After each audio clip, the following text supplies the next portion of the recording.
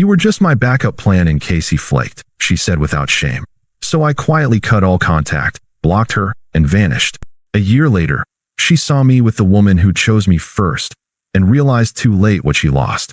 Hey viewers, before we move on to the video, please make sure to subscribe to the channel and hit the like button if you want to see more stories like this. Thanks. I used to think love was about showing up, being consistent, doing the little things right even when no one noticed.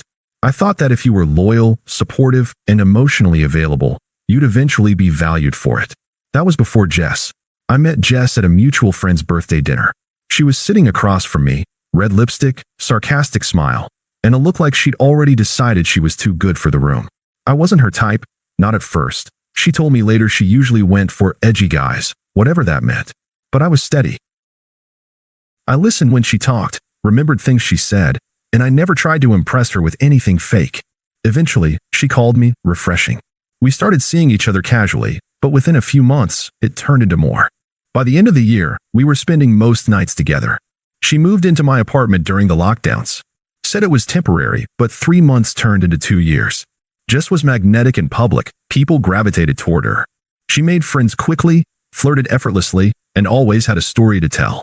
I was the opposite. I kept my circle tight. I focused on my job, my goals, and staying grounded. Still, I loved her. Or at least, I loved the version of her I thought was real. I used to do things for her that now seem insane. I helped her land a new job after she got fired from her retail gig, spent a weekend redoing her resume and prepping her for interviews. I paid off her $1,200 credit card debt once when her interest rate ballooned. She called me my sweet little finance hero. I laughed, thinking it was affectionate. She used to say I was too nice for my own good, that I didn't get mad even when I should. At the time, I wore that like a badge of honor. I thought it meant I was emotionally mature. Looking back, it meant she didn't take me seriously. The first red flag I ignored was Ryan. Ryan was her old friend, the kind she used to hook up with, but it never got serious. He lived in another city, allegedly had a girlfriend, but they kept in touch through Instagram and the occasional FaceTime. I brought it up once, gently, and she snapped. "I'm not cutting people off just because you're insecure." So I backed off. I didn't want to be that guy. Controlling, jealous, overbearing. I told myself it was fine, that if she was with me, it meant something. But slowly, little cracks started to form. She got weird about her phone, started taking calls in the bathroom. Her texts got shorter, her laughs more forced. We'd be watching something on Netflix and she'd be scrolling through her feed, half engaged. Once, when I asked her what was going on, she shrugged and said, "Honestly, I just feel like I'm stuck in a routine. Like, we're in this pattern. And sometimes I wonder if we're just comfortable, not passionate." I should have seen it coming. The real wake-up call came at her friend Megan's place. We were there for a casual get-together, just 6 or 7 people, wine, charcuterie, background music. I stepped outside to take a call from my mom, and when I came back in, I heard Megan say, "So are you going to tell him what's going on with Ryan? Or just hope it fizzles again?" I froze in the hallway. I couldn't see them, but I could hear Jess sigh. "Not yet. There's no point if Ryan disappears again like last time. But if he sticks around this time, I'm done pretending." The words hit like a punch in the stomach. I walked back into the room casually, pretending I didn't hear anything. She looked up and smiled at me, completely unaware. I smiled back. Didn't say a word. I didn't sleep much that night. My brain wouldn't shut off. I kept replaying the conversation, wondering how much of the past year had been a lie. Wondering if she ever actually loved me, or if I was just convenient. I didn't confront her right away. I wanted to be sure. Maybe I was overreacting. Maybe it was just talk. But deep down, I already knew. A few days later, I got confirmation, but not in the way I expected. She was in the kitchen, cooking something while FaceTiming Megan. Her phone was propped up on the counter, and she didn't realize I had walked in. "Look," she said, twirling her hair. "I always liked Ryan more. I only stuck with my name because Ryan kept ghosting me. But now that Ryan's back, I'm not going to miss my chance over a backup plan." Megan laughed. "You're brutal." Jess grinned. "I'm just being real." That was the moment something inside me snapped, but not in the way you'd think. I didn't rage. I didn't cry. I didn't scream. I just turned around, walked back to the bedroom, and started packing a bag. She didn't even notice. I didn't say anything that night. Not a word. I packed a duffel bag, grabbed my laptop, my keys, and left. She texted me around 11:43 p.m. "Jess, where'd you go? Jess, you okay? Jess, seriously, Are you mad at me or something? I didn't answer. I slept in my car that night, in the parking garage under my office building. Not because I didn't have options. I have friends, a brother in town. But I needed the silence. I needed a moment where no one could lie to me, distract me, or spin their version of things. I sat there in the dark, staring at the ceiling, listening to the quiet hum of the building above me. And for the first time in 2.5 years, I started to feel calm. She didn't try calling. Just a couple more texts in the morning. Jess, can you come home? I'm worried about you. Jess, whatever this is, can we just talk? That last one almost made me laugh. Talk? When exactly was she planning to do that, before or after she tossed me aside for her flaky main option? I went to work the next morning like nothing had happened. Ran the morning meeting. Closed 2 deals. Smiled at coworkers. Nobody noticed the bags under my eyes or the weight in my chest. I'd mastered pretending. That night, I went back to the apartment. I didn't want drama, didn't want to fight. I just wanted clarity. My plan was simple. Get her to say it out loud. She was sitting on the couch in a hoodie and pajama shorts, hair up, scrolling through her phone. She barely looked up when I walked in. You didn't answer any of my messages, she said, like I'd just come home late from the bar. I needed a night to think, I replied. Calm. Neutral. She stood and walked over. Think about what? I motioned toward the couch. Sit. She did. I didn't. I want to ask you something, I said. And I want a real answer. She crossed her arms. Okay. Are you still in love with me? I asked. She hesitated for a moment, then let out a slow sigh. Well, okay. Where is this coming from? Just answer the question. I mean, I care about you, obviously. That's not what I asked. She looked away. I don't know. Things have been weird between us lately. It feels like we're going in circles. And maybe we've both been feeling it, but just didn't want to say anything. And what about Ryan? I said, deadpan. That froze her. She blinked, eyes darting around the room like she was calculating. What about him? I heard you, I said. At Megan's. And again on FaceTime yesterday. You called me your backup plan. She went pale, opened her mouth, closed it. Then, like flipping a switch, she went straight to defense mode. Okay, first of all, that was a private conversation. Do you deny saying it? She was silent. I nodded. Right. Jess stood up suddenly, frustrated. It's not what it sounded like. You said you only stayed with me because Ryan kept ghosting you. That I was just someone to fall back on. Her voice sharpened. You're twisting it. I was venting to a friend. People say things they don't mean when they're frustrated. You sounded pretty sure. I was confused. Okay, she snapped. I didn't know what I wanted. And Ryan's been in and out of my life forever. I thought maybe, just maybe, if it worked out with him this time, I should explore that. And what exactly am I in this scenario? The emotional storage unit you park in between breakups. That's not fair, she said, folding her arms tightly. What's not fair is how long I stood by you while you played pretend, I said, voice still calm. I helped you get back on your feet. I believed in you when nobody else did. And the entire time, you were waiting for someone better to show up. She scoffed. I never said he was better. You didn't have to. We stood there in silence. She looked like she wanted to cry, or scream, or throw something. But all she did was whisper, so what now? I took a breath. I'm done, Jess. You made your choice. I just finally heard it out loud. She blinked. So that's it? You're not even going to try to work through this? I worked through this for 2.5 years. Alone. You were just waiting for someone else to come pick you up. You're blowing everything out of proportion. You're not even giving me a chance to explain. You already did. I grabbed my bag and keys. Walked toward the door. You're just going to walk out, she yelled after me. I stopped and turned to look at her. You walked out first. I'm just catching up. Then I left. Didn't slam the door. Didn't say another word. And I never looked back. After I walked out of that apartment, I didn't go back. Not for a conversation, not for closure, not even for the stuff I left behind, a few shirts, a set of headphones, some old books. She could keep it all. I didn't want a single thing that reminded me of her. I blocked her number, deleted our chats, muted her on every platform. I didn't make some grand announcement. I didn't post some dramatic caption about moving on. I just went dark. I vanished from her life as if I'd never been in it. And that's when it hit her. The first email came 3 days later. Subject, can we please talk? Body, I know you're hurt. I made mistakes. I panicked. But I never stopped caring about you. Can we please just talk, face to face? I didn't respond.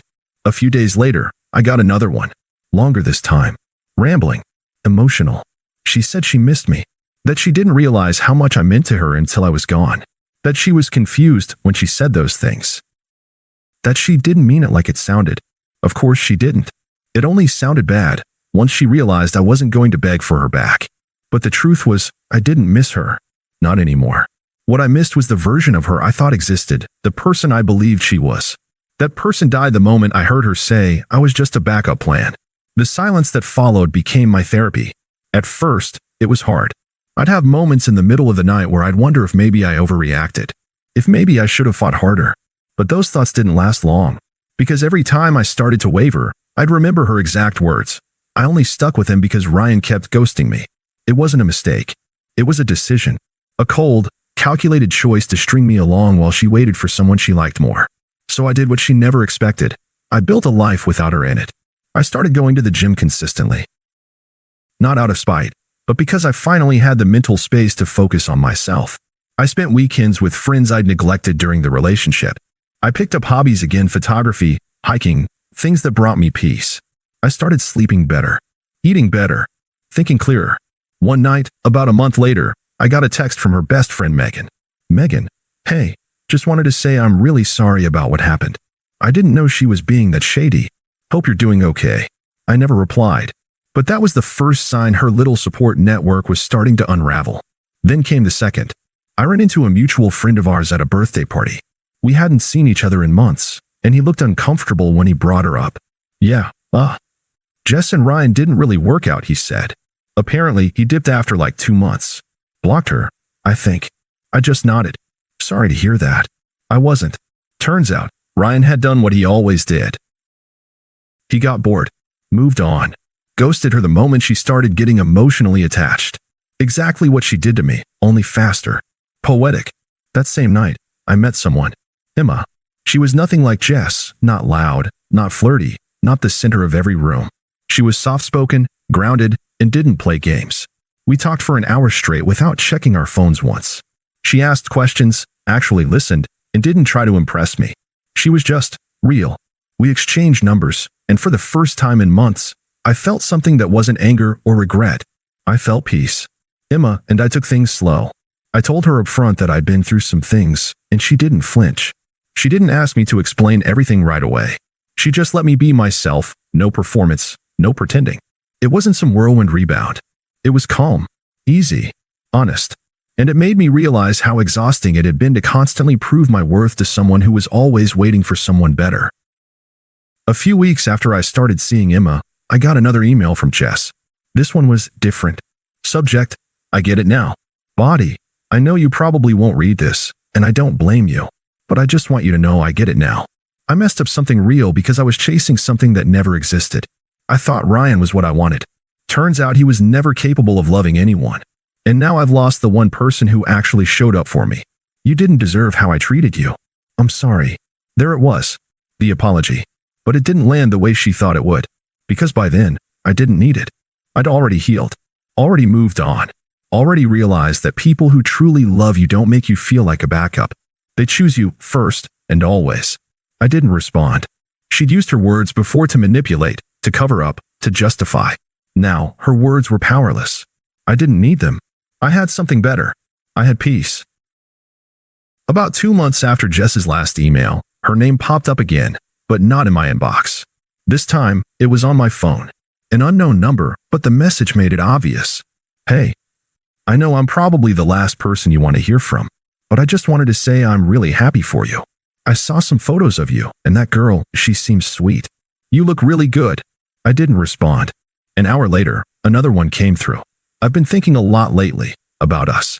About how I ruined something solid because I was chasing some fantasy. I don't expect anything. Just, if you ever want to talk, I'd really like that. Still no response. She followed up the next day with a picture. A selfie.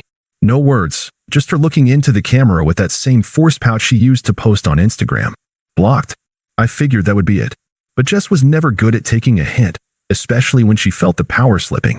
Soon, her friends started showing up in my inbox.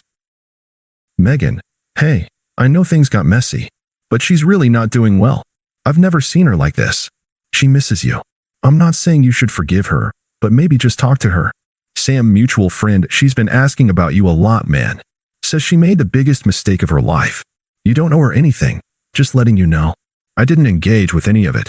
I wasn't angry anymore. I was indifferent, and that's what made it worse for her. Because the one thing Jess had always counted on was getting a reaction. And now, she got nothing. Then, about a month later, the final message came. Long, desperate, rambling. Jess, I need to say this. I don't know how else to reach you. I know I said horrible things. I was scared. Ryan was always this fantasy in my head, and I clung to it because I thought I didn't deserve the kind of love you gave me. I've been in therapy. I'm trying to understand why I sabotaged something so good. I still remember how you used to hold me when I was anxious. How you made coffee for me in the mornings. How you picked me up at 3 a.m. when I locked my keys in the car. Nobody's ever treated me like that. And now you're gone. I get it. I really do. But if there's any chance you consider seeing me again, just for coffee, just to talk, I'd give anything. Please don't hate me. Please don't forget about me. I stared at the screen for a while. Not out of emotion. Just clarity. She didn't miss me. She missed what I gave her. The security. The warmth. The effort. The unconditional patience. She missed being loved without having to earn it. And now that she had to face the emptiness alone, she wanted it back. But I wasn't that man anymore. It had been nearly a year since I walked out of that apartment when I ran into her again. Not by design, fate just has a sense of humor. It was at a mutual friend's engagement party. Emma and I had been dating for about 8 months by then. She wasn't just my girlfriend, she was my peace. Everything Jess never was. We walked into the event hand in hand.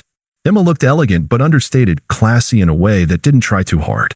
The kind of woman who made people lean in when she spoke, not because she was loud, but because she didn't need to be. We'd barely been there 5 minutes when I saw Jess. She was at the bar, alone. Her hair was longer, her makeup heavier. She looked tired. Not physically, exactly. Just worn. Like someone who'd been trying too hard for too long and finally stopped pretending she was okay. Her eyes locked onto me. Froze. I nodded politely, nothing more, and turned back to Emma. 15 minutes later, Jess approached. Can I talk to you? She said, eyes flicking nervously between me and Emma. I looked at Emma. She gave a small nod, then wandered toward the dessert table without hesitation. Jess and I stepped just outside onto the patio, away from the noise. The moment the door shut, she exhaled like she'd been holding it in for a year. I wasn't sure you'd even show up, she said. It's our mutual friend's engagement, I said flatly.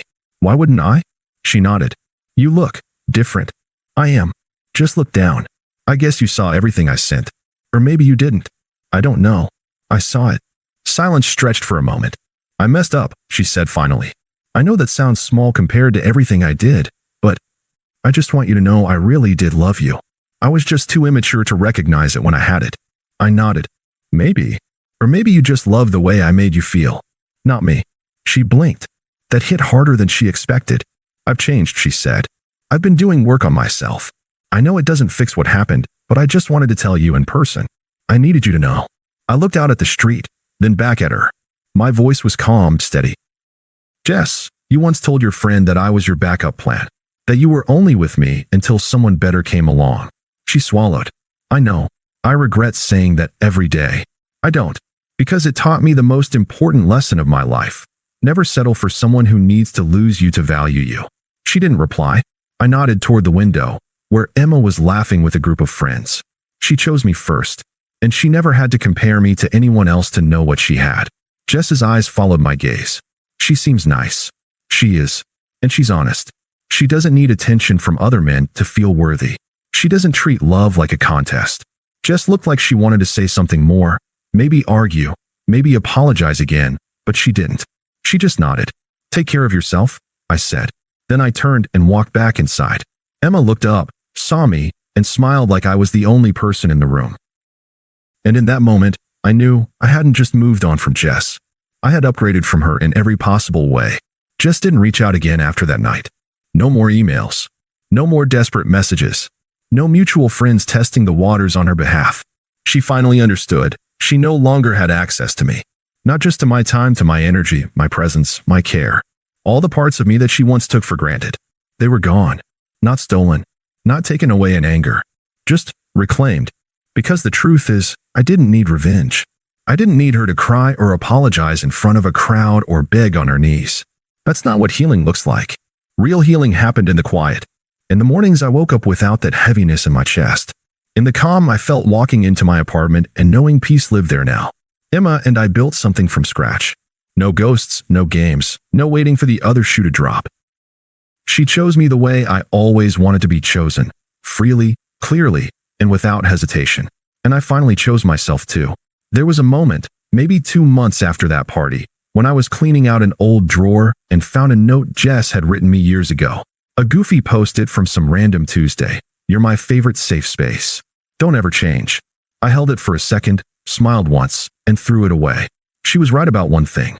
I was safe, steady, real, but I did change. I stopped being someone's safe space while they waited for a thrill ride. I stopped being the man someone settled for just in case. Sometimes people ask if I ever hear what happened to her. Truth is, I don't ask. A friend once mentioned she'd moved back in with her mom for a bit, that she switched jobs again, that she's laying low, but none of it sticks in my mind. I don't hate her. I don't wish her pain. I just don't care. She became a lesson I outgrew. A name that used to matter, now just background noise. Like a song you once loved, but haven't played in years. What matters now is the life I've built after her. Emma and I just got a place together, a modest little home with more plants than furniture right now. We spend weekends making pancakes and arguing about whether or not the cat should sleep on the bed.